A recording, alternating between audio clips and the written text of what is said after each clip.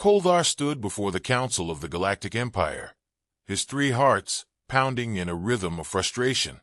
His scaled hand rested on the edge of the crystalline podium, his voice unwavering despite the disdainful murmurs echoing through the chamber. The Empire's elite regarded him as an artifact, an outdated relic from wars long past, the wisdom in his words buried beneath their hubris. "I faced them on the ice plains of Deneb 4, Koldar said, his voice reverberating through the hall. "They are not like others. Earth's soldiers do not fight for glory or conquest. They fight to survive, and they adapt in ways you cannot predict. Underestimating them will be your undoing." A figure draped in imperial regalia waved a dismissive appendage. "Koldar, your accounts grow tiresome. The Empire has faced countless primitives, all claiming their superiority. Earth is no different. Their soldiers are quaint." Koldar's sharp teeth glinted as his jaw tightened. "You believe technology is the only measure of strength? It isn't. I saw them turn the frozen tundra into a death trap. I saw them turn the wreckage of their own machines into weapons that tore through our best defenses. They are chaos personified." The council erupted in laughter, the sound grating against Koldar's ears. He knew he had failed again. As the council disbanded, his clawed hands clenched into fists. He looked at the stars outside the chamber's dome, knowing they were about to unleash a storm they could not contain. On Earth, Captain Michael Harris surveyed the desolate city from a makeshift command post in the ruins of what had once been a skyscraper. The scent of scorched concrete hung in the air, mingling with the faint metallic tang of blood. His deep-set eyes scanned the horizon, noting the faint shimmer of alien craft descending like specters of doom. "Report Walker," Harris ordered without turning. Sergeant Ryan Walker adjusted his helmet, his sharp gaze flicking between a tablet and the distant glow of enemy landing zones. "They're sticking to a standard invasion pattern. Hit the urban centers first, crush the infrastructure, and move out from there. Textbook stuff. Which means they don't think much of us," Harris muttered. "Good. Let's keep it that way." Walker allowed himself a dry smile. "Ain't every day the big dogs think we're under their radar?" From the corner of the room, Lieutenant James Carter stepped out of the shadows, his movements quiet and deliberate. "Big dogs or not, they're coming in force. Orbital scans show at least 100 dropships, maybe more." Harris turned to face his men, his square jaw set like granite. "We've been through worse, gentlemen. Deneb 4 was worse." Walker chuckled. "I still have nightmares about that ice hellhole." "Focus," Harris said. "We're not fighting on frozen tundra this time. This is our home turf, and they don't know it like we do. That's our edge." "Speaking of edges," Carter interjected, holding up a fragment of alien tech, its surface pulsing faintly with an eerie blue glow. "Scavengers pulled this from one of their crash sites. If we can figure out how it works, we might just level the playing field." Harris took the fragment, his fingers brushing against the smooth surface. "Get it to R&D. If there's even a sliver of a chance we can use it, I want it done yesterday." The distant rumble of an explosion punctuated his words, shaking the floor beneath them. Dust cascaded from the ceiling as the team braced themselves. "They're moving faster than expected," Walker said, his voice suddenly serious. Harris didn't hesitate. "Good. Let's see if they can handle what we've got planned. Carter, you're on infiltration detail. Get into position and wait for my signal. Walker, rally the rest of the squad. It's time to give them a proper welcome." "Understood," Carter said, slipping into the shadows as if he had never been there. Walker nodded. "I'll have everyone locked and loaded in 5. Harris allowed himself a brief moment to inhale the stale air of the ruined building. This wasn't just a fight for survival, it was a statement. Earth wasn't going to roll over for anyone, no matter how advanced their weapons or how many ships they sent. As his men disappeared into the chaos, Harris stepped out onto the crumbling balcony, his eyes fixed on the alien ships descending in the distance. He thought of Koldar's words, spoken years ago during the uneasy truce after Deneb 4. "They will come for you one day," Koldar had warned. "And when they do, remember, their strength lies in their rigidity. Yours lies in your unpredictability. Use it." Harris smirked. "Don't worry, old lizard. We remember." He keyed his comm, "All units, this is Harris. They think we're outmatched. Let's prove them wrong. Move out." As the soldiers of Earth prepared for what would come, Kolvar's warning echoed in the void, unheard by the Empire and forgotten by those who thought themselves invincible. But Harris and his men would make sure it wasn't ignored for long. The dense forest shrouded the soldiers in an almost unnatural silence, the kind that wrapped itself around you like a predator waiting to strike. Captain Michael Harris crouched behind a jagged rock, his rifle pressed to his shoulder as he scanned the horizon. The alien patrol moved methodically, their tall, insectoid forms glowing faintly under the light of their sleek helmets. Their weapons hummed with a quiet menace, the promise of death in every calculated step. Harris pressed 2 fingers to his comm. "Walker, report." A voice crackled back, low and steady. "They're holding formation, just like we thought. Looks like 5 units, maybe 6. They're sweeping the area hard, but they're predictable." Harris allowed himself a grim smile. Predictability was the Empire's Achilles heel. "Carter, you in position?" "Ready and waiting," came the quiet reply. "They won't see me coming." "Good. Let's show them how humans fight." Harris signaled the squad with a quick hand gesture, and the men sprang into motion. Their movements were practiced, fluid, almost invisible against the backdrop of twisted trees and undergrowth. These weren't soldiers relying on brute force or superior technology. They were ghosts, and the Empire's rigid, rule-bound tactics had no answer for it. As the patrol moved deeper into the trap, Harris felt the familiar buzz of adrenaline threading through his veins. He'd been here before, outnumbered, outgunned, fighting for survival. But this wasn't just about survival anymore. This was a lesson. The first explosion ripped through the stillness, sending shards of metal and alien chitin spiraling into the air. Walker's handiwork. The Empire's soldiers reacted immediately, their formation tightening as they scanned for the source. That was their second mistake. From the trees above, Carter descended like a shadow, his blade slicing through the neck of the nearest alien. Before the others could react, Carter disappeared into the underbrush, leaving chaos in his wake. Harris stepped out of cover, his rifle spitting bursts of fire that tore through the patrol's ranks. "Keep them off balance," he barked, his voice steady despite the pandemonium. The remaining aliens regrouped, their movements precise but sluggish compared to the humans darting around them.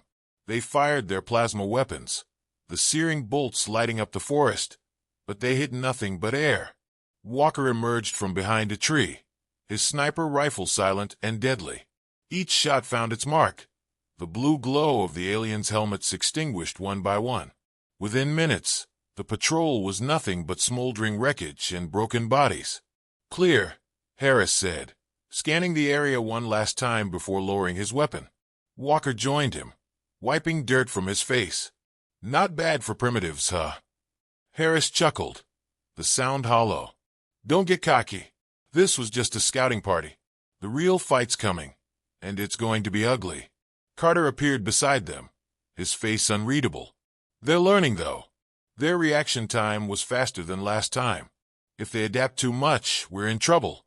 That's why we keep changing the rules," Harris said, his tone sharp. "We don't give them time to figure us out." Their comms crackled, and a voice came through, tense but clear. "Command, this is Alpha Base. We've intercepted intel from the Empire's communications. They're planning a major offensive at dawn." Harris frowned, his mind racing. Dawn was hours away, and his men were running low on both ammunition and energy. They couldn't afford to face the Empire's full might head-on. "We'll need to hit them first," he said, more to himself than to his men. Walker raised an eyebrow. "Hit them? With what? We've got maybe a quarter of our original supplies, and their tech still leagues ahead of us." Harris glanced at Carter, who was already holding up a small device scavenged from one of the fallen aliens. "Then we use their tech against them," Carter said simply. It wasn't the first time they'd scavenged enemy equipment. Human engineers had become adept at reverse engineering alien technology, turning the Empire's own tools into weapons of defiance. But this would be different. They weren't just trying to level the playing field. They were trying to tilt it entirely in their favor. Back at their makeshift base, the team worked through the night, dissecting the alien tech with a mix of crude tools and sheer determination. Harris watched as sparks flew and wires were soldered, his men pouring every ounce of their skill into the task. By the time the first light of dawn crept over the horizon, they had their weapon, a jerry-rigged EMP device built from salvaged alien components.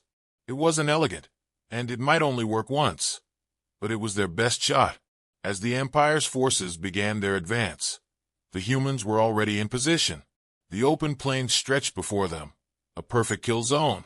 The aliens marched in perfect formation, their massive walkers flanking them like mechanical gods. Harris crouched behind cover, the EMP device in his hands. "This is it," he said quietly. "We pull this off, we buy ourselves another day. Maybe more." Walker nodded, his expression grim. "And if it doesn't work, then we make sure they remember us," Harris replied. The Empire's forces drew closer, their weapons gleaming in the early morning light. Harris waited until they were in range, his finger hovering over the activation switch. Now, the EMP pulse erupted like a thunderclap, a wave of blue energy washing over the battlefield. The alien walkers froze mid-step, their weapons sputtering uselessly. The infantry faltered, their systems overloaded by the surge. Harris didn't hesitate. All units opened fire. The humans poured everything they had into the stunned enemy, their bullets and scavenged plasma bolts ripping through the disoriented ranks. For a brief, glorious moment, it felt like victory. But then the first walker began to move again, its systems rebooting faster than expected. Harris swore under his breath. The Empire was learning, just as Carter had warned. As the battle raged on, Harris felt the weight of Koldar's warning pressing against his thoughts. They would keep adapting, just as humans did. And unless they found a way to stay one step ahead, Earth's defiance would only delay the inevitable.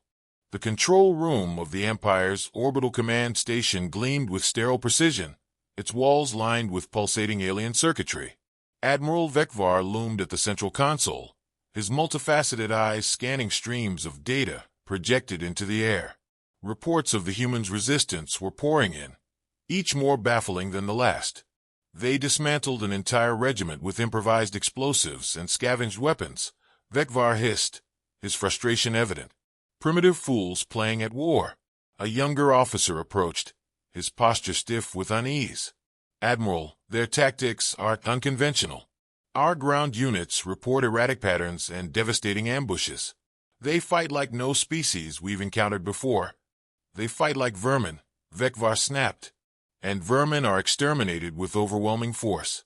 Deploy the reserve fleet and end this farce." As the officer scurried away, Vekvar turned to the viewport, staring down at the blue planet below. The humans had proven to be more resilient than expected, but their resistance was nothing more than a delay. The Empire always prevailed, or so he believed.